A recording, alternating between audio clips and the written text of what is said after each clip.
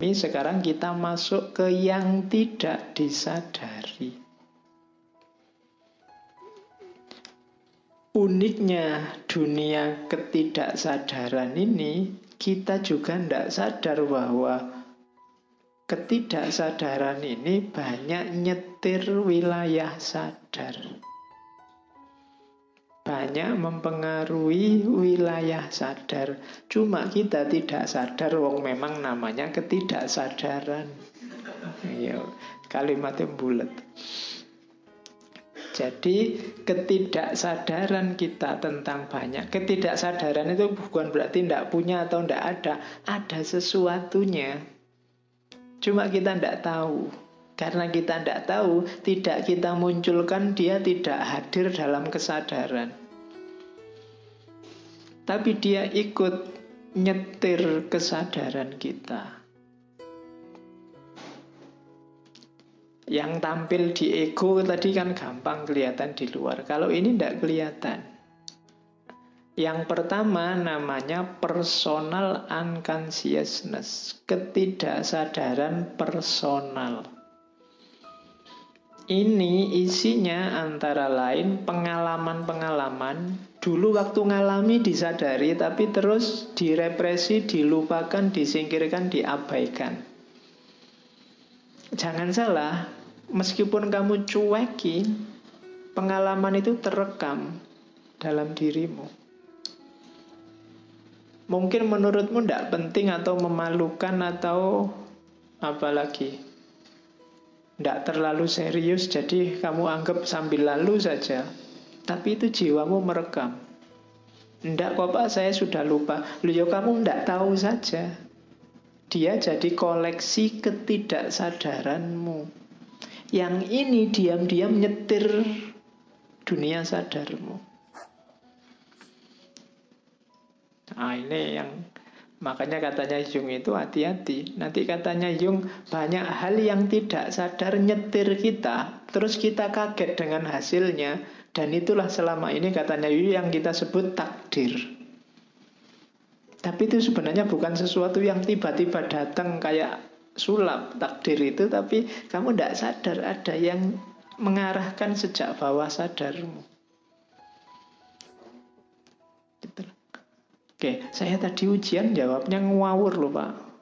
Tapi ternyata katanya dosennya benar Pak. Jadi saya lulus akhirnya. Padahal saya ngarang loh. Jangan-jangan kamu tidak ngarang. Tapi ada koleksi bawah sadar yang kamu tidak ngerti bahwa kamu tahu. Terus kamu nulis aja sak senengmu, yang penting ono jawabannya. Kok yang dilalah pas. Nah itu koleksi bawah sadar.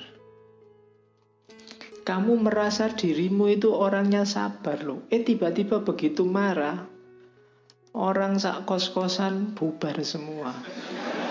Misalnya.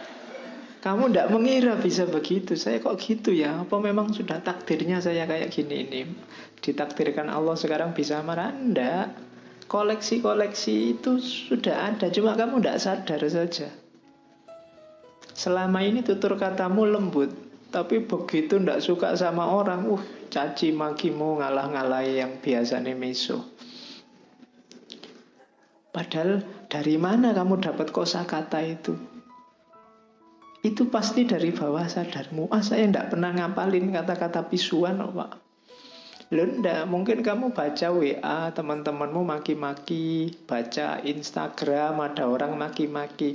Ya terus kamu lupa, alah ini maki-maki ini jelek. Loh tapi tadi kan sudah kamu baca. Kosakatanya sudah nempel dalam dirimu. Ya memang kamu buang, tapi dia tidak hilang, dia masuk ke bawah sadar. Jadi begitu kamu marah, kontrol terhadap wilayah sadar hilang, tampil dia ke atas. Keluarlah caci maki dari mulutmu. Personal unconsciousness. Nah, dalam wilayah tidak sadar ini ada namanya kompleks. Kompleks bukan tempatnya kos-kosan atau tempatnya kontrakan ya. Jadi kompleks itu kelompok gagasan, kelompok persepsi, kelompok pikiran. yang kita tidak sadar bahwa itu terstruktur, yang membentuk kesadaran kita. Jadi, contohnya begini kompleks itu. Coba ya. Kompleks itu organized group of thought. Misalnya pandanganmu tentang ibu. Ibu itu kamu di kepalamu masing-masing ada pemahaman tentang apa dan siapa itu ibu. Tapi kamu tidak sadar bahwa pemahamanmu tentang ibu itu banyak sekali unsurnya. Dia sangat kompleks. Ibu itu bisa sumbernya dari ibumu sendiri, atau ibu-ibunya orang lain yang kamu pernah berinteraksi dengan mereka. Bisa juga kamu sendiri yang kebetulan pengalaman jadi ibu, yang perempuan ya, bukan laki-laki. Nanti kalau laki-laki jadi ibu nanti lucu.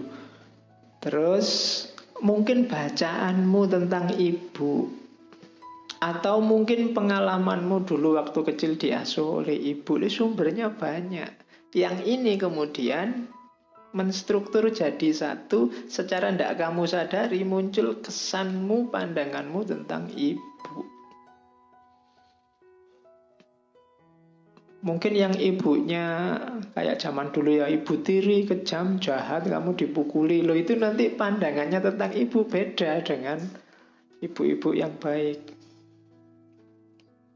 Dari mana itu? Ya dari kompleks ini. Hal yang sama terjadi dengan pandanganmu tentang dosen, pandanganmu tentang tokoh A atau tokoh B, atau partai A atau partai B. Itu seolah kamu, ini saya mikir sendiri Pak, ngalami sendiri secara rasional dari pengalaman sensing, thinking. Enggak. Bawah sadarmu mainnya juga banyak, cuma kamu enggak tahu. Entah kamu punya pengalaman apa, mungkin kamu membaca apa, atau kamu lihat orang lain mengalami apa, yang sekarang kamu lupa, tapi dia menstruktur di bawah sadarmu. Itulah namanya kompleks. Kalau ini ketidaksadaran individual. Ini yang mirip kalau di Freud namanya id. Kan ada id, ego, dan super ego. Jadi ID, id. Jadi dia tidak kelihatan tapi menentukan. Jangan dikira begitu kamu baca buku, Pak saya itu kan sering mahasiswa ngeluh itu, saya baca buku Pak, tapi begitu saya tutup, lupa semua saya. Dia hilang di wilayah egomu, tapi dia mungkin terekam di bawah sadarmu. Dia ikut menentukan wilayah sadar, cuma kamu tidak sadar. Oke. Terus. Nah, wilayah kedua tadi. Kalau yang awal-awal tadi, mulai ego sampai wilayah ketidaksadaran personal, bisa diulang rekaman ketika kita ngaji tentang Sigmund Freud. Yang original dari Jung ini collective unconsciousness, ketidaksadaran kolektif. Ini wilayahnya lebih dalam lagi dibandingkan ketidaksadaran personal. Katanya Jung, ini mungkin ada pengaruh ajaran-ajaran agama tertentu mungkin, bahwa begitu kita lahir, kita ini bukan papan kosong. Kita mewarisi apa? Hal-hal, ingatan-ingatan. Mungkin dulu nenek moyang kita punya cita-cita apa, punya keinginan apa, punya harapan apa, punya semangat untuk ngapain. Yang semacam ini nanti bisa diwariskan dari generasi ke generasi, akumulatif. Katanya Jung, ada sisa psikis perkembangan evolusi manusia yang menumpuk dari generasi ke generasi. Dan ini Apalagi yang ini, yang tadi aja nggak disadari, apalagi yang ini. Collective unconsciousness. Itu yang bikin misalnya kadang-kadang kamu heran, kok bisa ya orang Yahudi itu seperti itu semua. Mungkin cerdik, cenderung agak tricky, kemudian kok bisa ya etnis ini kok sukses terus kalau bisnis. Kok bisa ya? Nah, itu ada warisan-warisan dari nenek moyangnya. Otomatis begitu. Kadang-kadang kamu usaha mati-matian, gak sukses-sukses. Tapi dari etnis itu temenmu cepet banget. Cuma ngapain aja terus jadi kaya. Itu ada collective unconsciousness. Jadi dia otomatis dia mewarisi itu dari nenek moyangnya. Jadi diwariskan dari kakek nenekmu. Tadi ada orang introvert, ada orang ekstrovert, itu bisa dilacak ke belakang dulu-dulunya. Kemungkinan kakek nenek moyangnya kecenderungannya seperti itu juga. Ya meskipun tidak harga mati, tapi ini nyetir kepribadianmu. Makanya ada, kalau orang Jawa itu cenderung lembut, cenderung tidak mau cenderung melunak. Sementara etnis tertentu biasanya lebih suka keras, lebih suka tegas, lebih suka. Itu warisan genetik. Saya pernah baca buku itu, bahkan batin, sikap batin itu berpengaruh pada DNA seseorang. Yang itu bisa diwariskan. Misalnya dulu kakekmu pacaran terus patah hati. Ya, karena patah hati terus sumpek terus, kakekmu itu hidupnya murung, terbayang-bayang pacarnya terus meskipun kawin sama orang lain. Nah, kemurungan ini biasanya kan kalau ditinggal itu sangat dalam kan, yang diingat terus itu. Ini bisa mempengaruhi struktur DNA-nya. Dan ini bisa diwariskan. Ketika punya cucu, punya anak, itu kemungkinan anaknya punya watak pemurung yang sama, meskipun belum diputus pacarnya. Hidupnya jadinya nggak ceria. Kenapa? Warisan DNA. Ada buku yang bahas bagaimana DNA itu bisa dibangkitkan, bisa diwariskan, bisa dimanipulasi. Kalau DNA ini kan warisan, struktur. Jadi kalau kamu cengenges-cengenges, apa kamu ngamuan, apa kamu itu coba dicek ke atas. Ya, kira-kira mewarisi DNA yang mana? Dan ini berpengaruh itu kalau katanya Jung, struktur otak, ras tertentu. Jadi ketidaksadaran kolektif ini hati-hati. Kalau dia dominan, orangnya kadang-kadang bisa terjebak, kalau sakit jiwa namanya fobia, delusi. Kalian kan nggak tahu ujungnya kemana, tiba-tiba kok saya kok fobia ya sama ketinggian. Nggak ada peristiwa awalannya di mana. Saya juga nggak pernah naik gunung, nggak pernah naik roller coaster apa-apa. Kok aku fobia ketinggian? Itu bisa jadi warisan. Collective unconsciousness. Jadi ini nyetir kita. Kalau kita tidak sadar dan ini dominan, kita agak kayak orang sakit jiwa. Makanya tadi kalau di Jung, ketidaksadaran personal atau kolektif ini harus kita hati-hati dan kita kelola dengan baik. Kalau tidak, ini membanjir keluar tanpa terkontrol, ya kita bisa terkena beberapa penyakit jiwa. Jadi orang-orang di pinggir jalan yang sakit jiwa itu antara lain ya gejalanya ini. Kita ngomong apa, dia ngomong apa. Karena dia tidak bisa lagi mengontrol wilayah kesadarannya.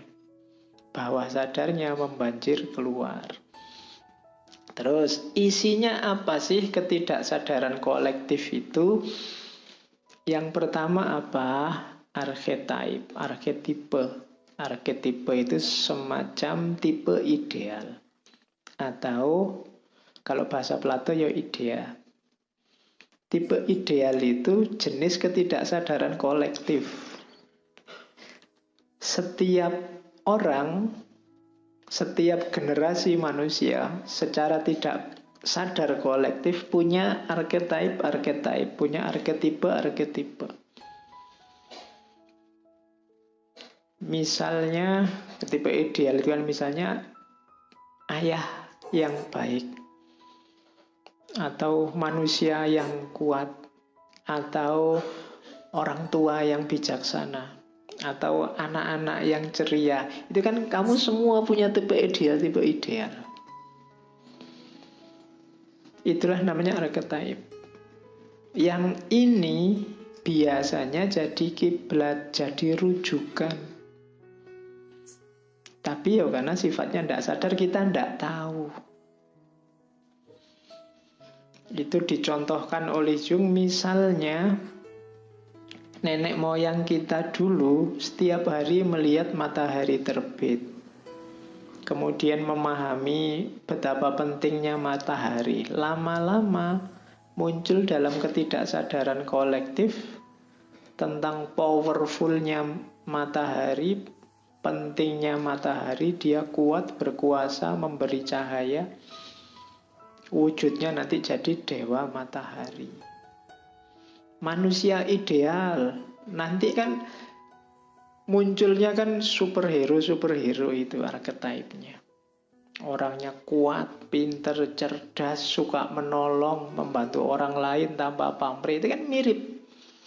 Di barat ada Superman, di kita punya Gatot Kaca, mirip-mirip aja kan, ya cuma bajunya aja yang beda. Sini pakai baju gaya Jawa, sana pakai gaya Barat yang celana dalamnya di luar itu.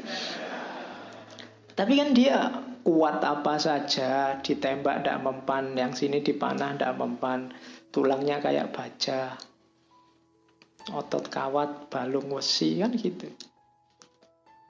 Sama, itu archetype, itu mimpi kolektif masyarakat tentang sosok ideal. Filosof ideal, kamu kan juga punya gambaran. Pokoknya kalau orang bijaksana kayak filosof itu biasanya sudah agak tua, syukur-syukur jenggoten. Kemudian kan gitu bayanganmu. Ada namanya archetype. Ini ada di ketidaksadaran kolektif. Jadi ini kita tidak sadar tapi nyetir orientasi tindakan kita. Kita ingin seperti ini. Itu archetype, ide-ide universal.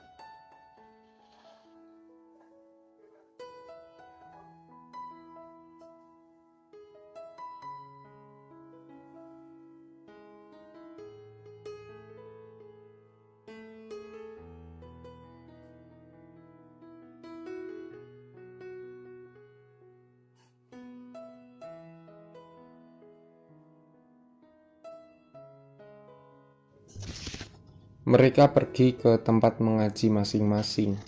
Sebagian ke rumah Mbah Kaji, sebagian yang lain ke rumah Mbah Ridwan. Rumah Mbah Kaji tidak terlalu jauh dari masjid. Jaraknya 300 atau 400 meter. Terletak persis di sebelah kiri jalan sebelah selatan. Nama asli Mbah Kaji sebenarnya Mukhtar. Entah kenapa orang-orang memanggilnya dengan sebutan Mbah Kaji, bukan Mbah Mukhtar. Mungkin karena ia orang di dukuh ini yang pertama-tama menunaikan ibadah haji bersama almarhum kakekku. Waktu itu perjalanan haji ditempuh melalui laut, bukan udara. Perlu waktu berbulan-bulan untuk sampai ke Mekah. Mbah Ridwan adalah kakak ipar Mbah Kaji. Mbah Ridwan juga sudah naik haji, tapi entah kenapa orang-orang memanggil namanya saja tanpa gelar Kaji. Kusno benar, rumah Mbah Ridwan lepas maghrib lebih ramai daripada rumah Mbah Kaji. Teman-teman lebih banyak mengaji di rumah Mbah Ridwan daripada di rumah Mbah Kaji. Pendopo rumah Mbah Ridwan yang luas yang berbentuk panggung dan terbuat dari papan-papan halus selalu menarik untuk diinjak-injak. Teman-teman lelaki dan perempuan seringkali berjamaah sholat Isya di rumah itu setelah mengaji Al-Quran. Anak-anak yang sudah besar akan melanjutkan pengajian Al-Quran dengan mengaji kitab-kitab kuning. Mbah Ridwan orangnya sabar, berbeda dengan Mbah Kaji. Mungkin itulah sebabnya tidak banyak yang mengaji di rumah Mbah Kaji. Tetapi aku tak suka Mbah Ridwan, sebab ia seringkali ketiduran sendiri saat menyimak Al-Quran. Tetapi kakakku juga memilih mengaji di rumah Mbah Kaji. Heran sekali aku. Kakakku betah berlama-lama duduk di hadapan guru ngaji yang galak. Kakakku tidak seperti aku. Kadang aku mengaji di rumah Mbah Ridwan, kadang di rumah Mbah Kaji.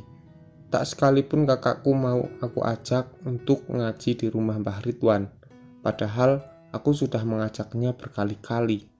Aku sekarang tidak ingin mengaji di rumah Mbah Ridwan, karena aku sudah tergoda untuk naik truk yang sebentar lagi akan lewat. Ya, pasti akan lewat. Ini semua gara-gara Aziz. Ia memang pandai menggoda, terutama menggoda diriku. Bila kau mau ngaji di sana, kau dapat untung 3. Begitu kata Ridwan. Ketika berbicara tentang untung, aku pasti sangat senang. 3, hebat sekali. Apa saja? Tanyaku. Pertama, kau bisa naik truk denganku.